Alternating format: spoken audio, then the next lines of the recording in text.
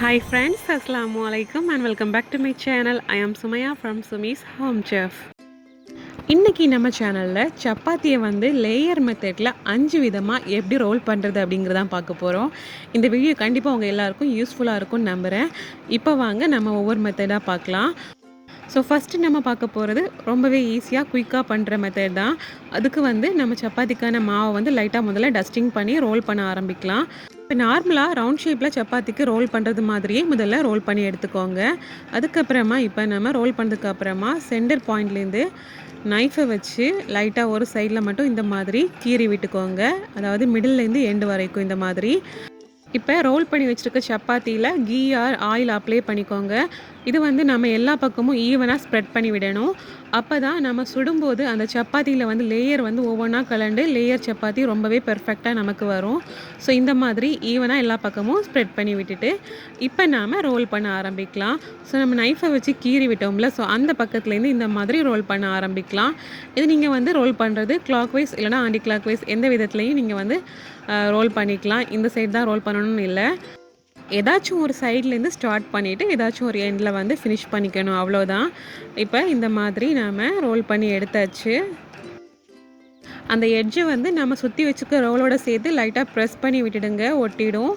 ஒட்டினதுக்கப்புறமா இந்த மாதிரி நம்ம கையால் லைட்டாக எப்படி ப்ரெஸ் பண்ணி விட்டாலே போதும், அவ்வளோதான். பாருங்கள், இப்போ உங்களுக்கு அந்த லேயர் கிளியராக தெரியும். ஸோ இதை நம்ம திரும்பவும் லைட்டாக டஸ்டிங் பண்ணிவிட்டு ரோல் பண்ணி எடுத்தாலே போதும்.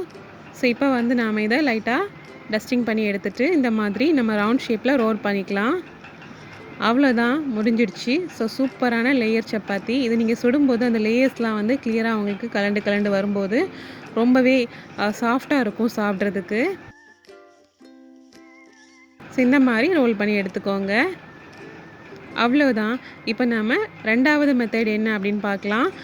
ரெண்டாவதாக பார்க்க போகிற மெத்தட் கொஞ்சம் டிஃப்ரெண்ட்டாக இருக்கும். அதாவது நம்ம இந்த மெத்தடை நார்மல் பரோட்டா மைதா மாவில் பண்ணுவோம்ல, ஸோ அதுக்கு கூட யூஸ் பண்ணிக்கலாம்.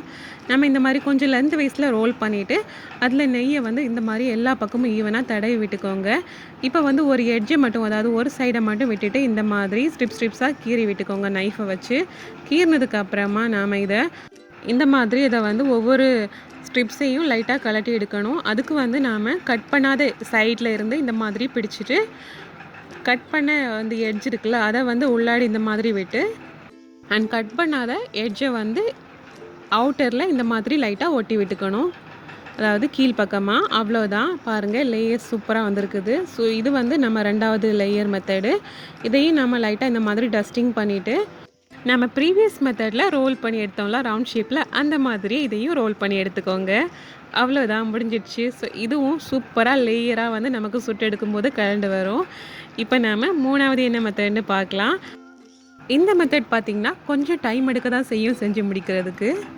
சுடும்போது லேயர்ஸ் அவ்வளோ பர்ஃபெக்டாக வரும். ஸோ நீங்கள் தாராளமாக இந்த மெத்தடை ட்ரை பண்ணலாம். இப்போ நம்ம லென்த் வைஸில் ரோல் பண்ணியிருக்கோம், கொஞ்சம் லென்த் வைஸில். இதில் இந்த மாதிரி கீயை ஈவனாக எல்லா பக்கமும் அப்ளை பண்ணிக்கிறோம். அப்ளை பண்ணதுக்கப்புறமா இந்த மாதிரி ஸ்ட்ரிப்ஸாக நம்ம கட் பண்ணி எடுக்க போகிறோம் ஃபுல்லாக. பட் இந்த ஸ்ட்ரிப்ஸ் கொஞ்சம் வீதியாக இருக்கணும், அதாவது ரொம்ப ஒல்லியாக கட் பண்ணாமல் கொஞ்சம் வண்ணமாக கட் பண்ணி எடுத்துக்கோங்க. இந்த மாதிரி கட் பண்ணி முடிச்சதுக்கப்புறமா நம்ம ஒவ்வொரு பீஸையும் இந்த மாதிரி ரோல் பண்ணி எடுக்க போகிறோம். ஸோ ரோல் பண்ணும்போது ஒரு பீஸ் எண்ட் ஆகிறதுக்கு முன்னாடி அதை அடுத்த பீஸில் ஜாயின் பண்ணி கேதர் பண்ணி ரோல் பண்ணி எடுக்கணும், இந்த மாதிரி. ஸோ இது நம்ம இந்த மாதிரி ரோல் பண்ணும்போது உங்களுக்கு சின்ன சைஸில் கூட இந்த மாதிரி எடுத்துக்கலாம். அதர்வைஸ் நீங்கள் கம்ப்ளீட்டாக எல்லாத்தையும் ரோல் பண்ணி ஒரு பெரிய சப்பாத்தியாக கூட நீங்கள் ரோல் பண்ணி எடுத்துக்கலாம். ஸோ நான் இங்கே இதை 2 போர்ஷனாக டிவைட் பண்ணி 2 சப்பாத்தியாக எடுக்கிறேன். பாருங்கள், இது லைட்டாக இந்த மாதிரி ஃபிங்கர்ஸால் லைட்டாக ப்ரெஸ் பண்ணாலே போதும். இப்போ இதையும் நம்ம லைட்டாக டஸ்டிங் பண்ணி ரோல் பண்ணி எடுத்துடலாம். இதை சுடும்போது பரோட்டா மாதிரி லேயராக கலண்டு வரும். ஸோ சூப்பராக பர்ஃபெக்டாக நம்ம இந்த லேயர் சப்பாத்தியை ரெடி பண்ணிக்கலாம். ரொம்பவே அழகாக வந்துருக்குதுல்ல. இப்போ நாம் நாலாவதாக பார்க்க போகிற மெத்தட் நம்ம முதல்ல சப்பாத்திக்கான மாவை லைட்டாக டஸ்டிங் பண்ணி ரவுண்ட் ஷேப்லேயே ரோல் பண்ணி எடுத்துடலாம். ரவுண்ட் ஷேப்பில் ரோல் பண்ணி எடுத்ததுக்கப்புறமா இதுலேயும் நம்ம ஈவனாக கீயை எல்லா பக்கமும் அப்ளை பண்ணுங்கள். நான் சொன்னது மாதிரி நீங்கள் அப்ளை பண்ணும்போது தான் லேயர் கலண்டு வரும். ஸோ ஈவனாக அப்ளை பண்ணிவிட்டு 2 பக்கமும் இந்த மாதிரி ஹாஃபாக மடித்து விட்டுக்கோங்க மிடில். அதுக்கப்புறமா ஆப்போசிட் சைடில் இந்த மாதிரி மடித்து ஒரு ஸ்கொயர் ஷேப்பில் ரெடி பண்ணிக்கோங்க. இப்போ இதை நாம் திரும்பவும் லைட்டாக டஸ்டிங் பண்ணி ரோல் பண்ண போகிறோம். இந்த லேயர் சப்பாத்தி ரொம்பவே ஈஸியாக செஞ்சு முடிச்சிடலாம். அண்ட் இந்த ஸ்கொயர் ஷேப் லேயர் சப்பாத்தியில் நீங்கள் ஏதாச்சும் ஸ்டஃபிங் உள்ளாடி வச்சு ரோல் பண்ணுறதா இருந்தால் கூட அந்த மாதிரி ட்ரை பண்ணலாம். ரொம்பவே பெர்ஃபெக்டாக உங்களுக்கு வந்து அந்த மசாலா வெளியே வராமல் வரும். ஸோ 5வதா நம்ம பார்க்க மெத்தட் வந்து ட்ரையாங்கிள் ஷேப்பில் லேயர் சப்பாத்தி. ஸோ அதுக்கு வந்து முதல்ல நம்ம ரவுண்ட் ஷேப்பில் ரோல் பண்ணிக்கணும். அதில் இந்த மாதிரி நெய்யை எல்லா பக்கமும் ஈவனாக ஸ்ப்ரெட் பண்ணிக்கணும்.